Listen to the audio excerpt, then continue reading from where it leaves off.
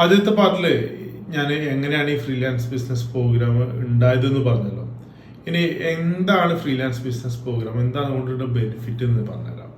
അതായത് ഇപ്പോൾ ഒരു വ്യക്തി നമ്മുടെ നാട്ടിലൊരു ട്രാവൽ ഏജൻസി തുടങ്ങിക്കഴിഞ്ഞാൽ, ഇന്നൊരു ട്രാവൽ ഏജൻസി തുടങ്ങിക്കഴിഞ്ഞാൽ എന്ത് എമൗണ്ടിനാണോ അവർക്ക് എയർലൈനുകൾ, ഓരോ എയർലൈനും ടിക്കറ്റുകൾ നൽകുക, അല്ലെങ്കിൽ ഒരു ഹോട്ടൽ അല്ലെങ്കിൽ റിസോർട്ട്, ഇവർക്ക് എന്ത് റേറ്റിന് ഒരു ഏജന്റ് എന്നൊക്കെ എന്ത് റേറ്റ് കിട്ടും. അതായത് നമ്മൾ മനസ്സിലാക്കേണ്ടത് എല്ലാ എയർലൈനുകളും ഹോട്ടൽസും റിസോർട്ട്സും ട്രാവൽ ഏജന്റ് ആകുമ്പോൾ ഒരു കമ്മീഷൻ എക്സ്ട്രാ പ്രൊവൈഡ് ചെയ്യുന്നുണ്ട്. നിങ്ങൾ ഓൺലൈൻ കാണുന്ന പ്രൈസിൽ നിന്ന് ഒരു കമ്മീഷനും കൂടെ ഇൻക്ലൂഡ് ചെയ്തിട്ടായിരിക്കും. അല്ലാതെ നമ്മൾ ഓൺലൈൻ കാണുന്ന പ്രൈസിൽ നിന്ന് എക്സ്ട്രാ ഇട്ടിട്ടല്ല ഒരു ട്രാവൽ ഏജൻസിയും ബിസിനസ് ചെയ്യുന്നത്.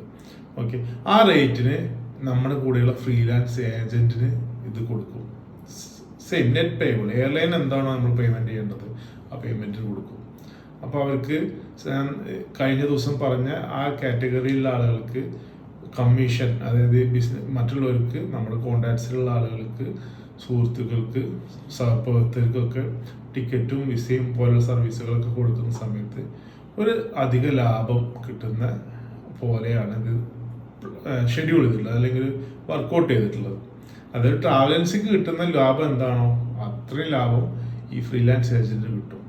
മുടമുതക്ക് ഇല്ലാത്ത തന്നെ, മീൻസ് ഒരു ഓഫീസ് ഇടണ്ട, റെന്റ് കൊടുക്കണ്ട, സാലറി കൊടുക്കണ്ട, അതേപോലെ ഇലക്ട്രിസിറ്റി ബില്ലോ ഇന്റർനെറ്റ് ബില്ലോ ഒന്നും പേ ചെയ്യണ്ടാത്തിന് നമ്മുടെ കൂടെ നിന്നിട്ട് നമ്മുടെ അഡ്രസ്സ് ഉപയോഗിച്ചിട്ട്, അപ്പോൾ ഇതൊരു ഓതന്റിസിറ്റി ആയല്ലോ, ഒരു അതോറിറ്റി ആയി. നമ്മുടെ ട്രാവൽസിന്റെ പേരിൽ തന്നെ നിങ്ങൾക്ക് ചെയ്യാം, ഇടപാടുകൾ നമ്മുടെ ബാങ്ക് ത്രൂ ചെയ്യാം.